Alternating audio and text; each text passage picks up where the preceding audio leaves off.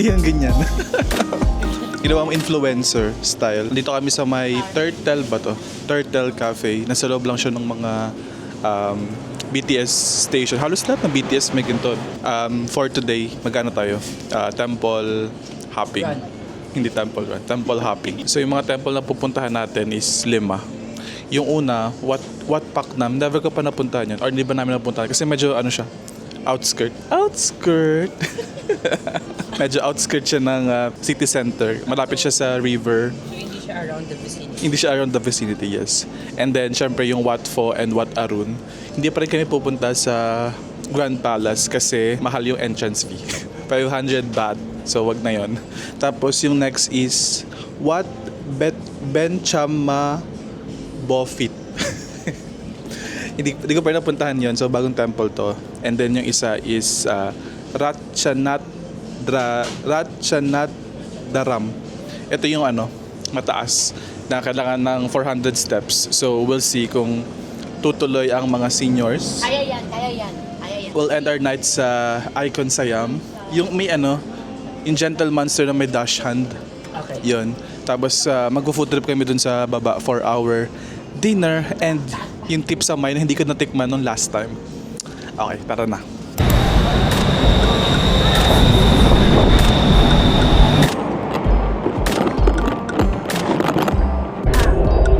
Attention please. During crowded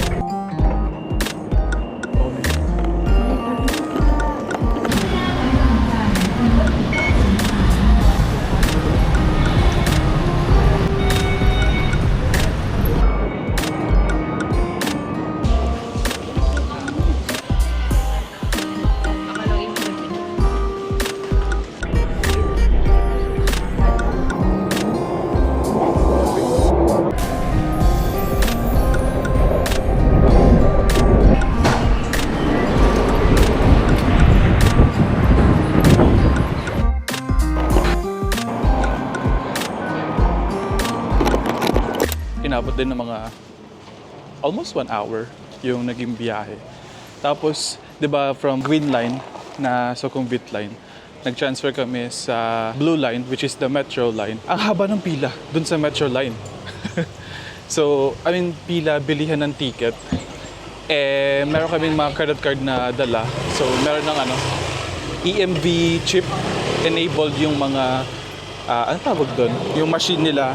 So, kaya hindi ka na bumili ng ticket. Yung mismong credit card na lang. So, very convenient. And medyo localized na yung area. Localized? Hindi. Medyo sumama ka nga dito sa vlog. Dali na. Para mamaya ambag ka sa sinasabi ko. And ito na yung papunta sa Wat Paknam na Buddha. Medyo malayo siya sa city. So, let's go. Hindi ko sure kung may entrance fee pero tara.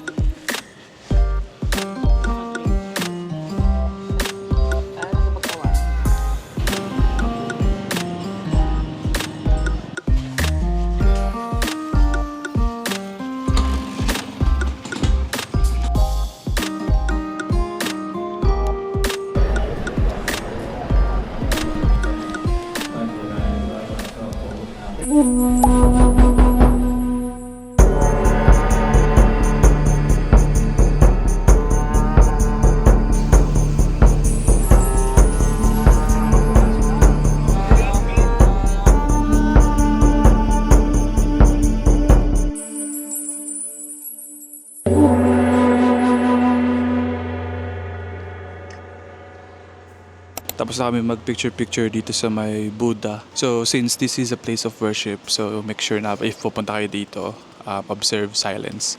Kasi may mga tao talagang nagdadasal. Maraming temple dito sa vicinity ng Buddha or ng Wat Paknam Temple. Pwede nyo libutin yung mga altar nila. Kaso medyo mainit nga. So, isa na lang yung binisita namin na malapit dito sa bandang Buddha. Ito pala walang entrance fee kaya very good naman siya doon. Makakatipid. Ang downside lang is medyo malayo sa mismong city center. Umabot ng almost 1 hour yung biyahe. Tapos nakadalawang transfer. So medyo hindi siya ganun ka-convenient puntahan. Kasi pagbaba mo ng mismong metro, mga 15 minutes walk pa papunta rito kasi medyo looban to. And yung papa ko na senior, kinaya naman. So siguro make sure lang na may dala kayong payong saka tubig kasi mainit talaga. Lalo sa Thailand na maaraw. Parang Pilipinas din. Nakapagpa-picture naman na kami ng maayos. So, next na pupuntahan namin is Wat Arun. Okay, let's go. Touches me, makes me see that I am the ocean, like it was meant to be. Oh. Hello. Hello. Parang hello yung sinabi. So, meron kaming... Para saan tong rental bed? Siguro i-circle. Patara mo. Patara mo. Anong order nyo? Comment down below. Americano coconut milkshake. Recommended. By who? By them. Kasi mahal. Hi. So, kakagani lang namin ng, alam ko yun sinearch ko yun sa Google kanina. So, wait lang ha, wait lang kayo. So, galing kaming Wat Paknam Fasi something. So, isa siyang Buddha na malaki. Ayun lang, kung makikita nyo. Kasi it's a place of worship. Yeah, it's a place of worship where people worship the Buddha. Ayun. So, wala naman kayo makukuhang aral dun sa vlog na to. Sa vlog ko. So, might as well, wag na lang kayong manood. So, yun lang naman. Thank you for listening and for watching. See you sa next video. Tinapos agad. First itinerary pala. Ay, first pa lang daw pala to. Di, pumunta kami. Kakain lang kami kasi diretso kami ng Wat Arun. Hindi kami inom ng tubig dito kasi may free water doon. Ilang bottle yon? Isa lang, no? So make sure kung pupunta kayo doon, makuha niya yung water nyo. Kasi si Chisa na nakaraan, wala siya. Oo, hindi niya nakuha. Nakalimutan niya. Inuuna kasi yung ano. Ayun lang. So yun lang naman. Thank you. Palaran nga natin. Yeah. Bye. Thanks. See you for the next video. Ay, that's my jam! Nicaragua! Nicaragua is something like... Sawadee ka.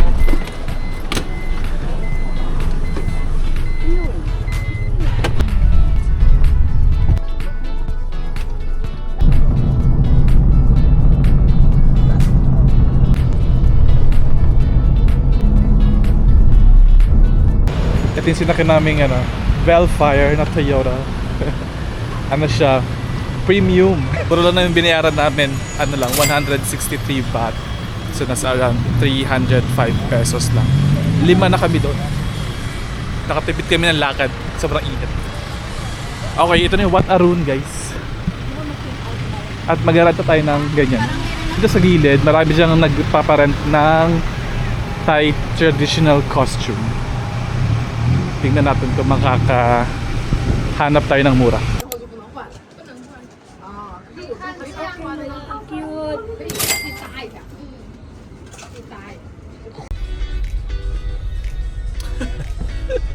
Ano na to guys, 150 baht. Hindi ko na kung ilang hours yun or baka unlimited use na. Ito lang to sa tapat ng Wat Arun. Okay ba yung kami? Thank you.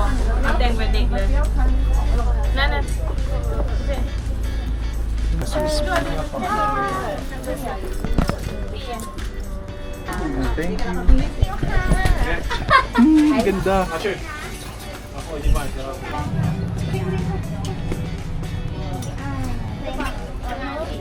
Yeah, so nag-costume kami for the experience and for the experience. Okay, let's go.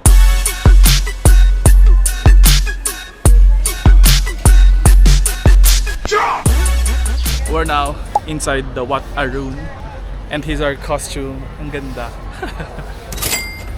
Okay, medyo mainit pero ilalaban natin yan.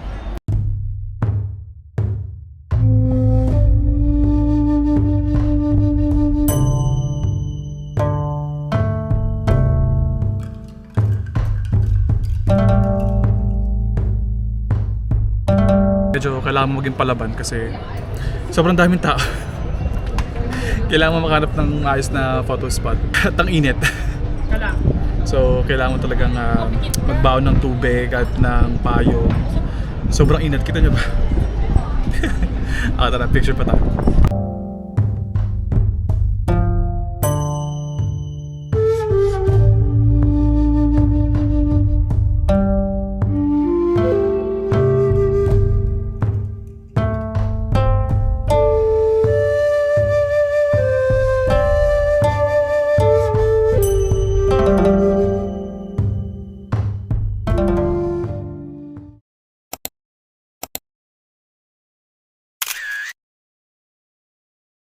Okay, I think we're done here sa Wat Arun. Ngayon, dito kami sa may parang pier, ano ba to? Wat Arun Pier 1. Tatawid kami sa Wat Pho. Ito lang, as in, kita ba? Basta ayan lang, kabila lang, 10 baht. Yung isa doon sa una, sa Pier 2, parang 30 baht. So dito kasi sa Pier 1, 10 baht lang. Diba? Wala pang 20 pesos. Ay, tara. Ayun na, tinatawag na Wat Pho daw. Uy, maulag. Danda. Ano yan siya? Water lily. Hindi naman siya ano. Ito na ba yun? Doon daw magbabayad eh. 10 baht lang. Ayun lang, ito lang yung Wat Pho.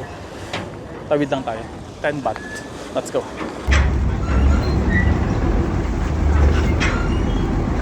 Okay, let's go. Doon sa kabila. Tara na. Dandahan. Yeah! Dandahan. Dandahan. Whoop! Whoop! Okay, upo na tayo. Malapit na naman tayo eh. Yeah!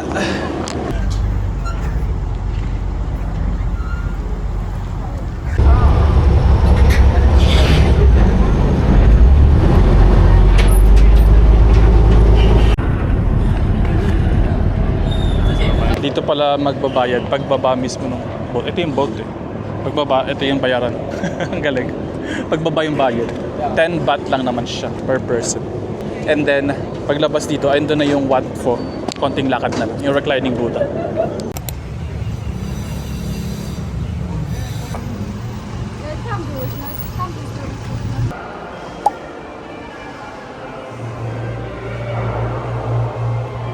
Yung next stop namin is itong Wat Pho.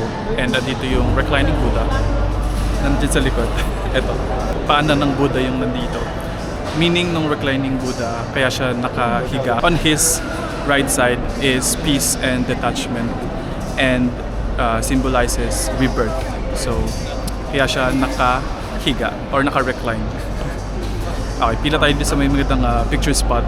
Ano pala, 300 baht yung naging entrance fee dito. Walang libreng tubig. 300 baht lang, walang tubig.